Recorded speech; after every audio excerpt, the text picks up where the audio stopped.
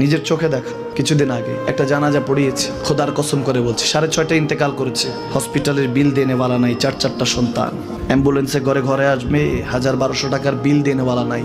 কি বুঝলেন? ক্ষণস্থায়ী দুনিয়া। মুমিনের কম থাকলেও আমি বলি, কেউ যদি এসে বলে হুজুর একটু দোয়া করেন, খুব পেরেশানিতে আছি, আমি তার হাত চুমু খেয়ে বলি তোমাকে মোবারকবাদ, আল্লাহ তোমাকে ভালোবাসে। পেরেশানি তো মালিক দেয়, এই জন্য এটা রহমত মুমিনের জন্য। পেরেশানি দেয় যখন ফেরেশতারা বলে আল্লাহ চাইতেছে টাকা পয়সা চাইতেছে, বলে এটা কি? বলে ফাসেক, দে বিদায় কর। তার চাওয়া চাই, বিরক্ত লাগে, বিদায় কর, কি লাগে দে।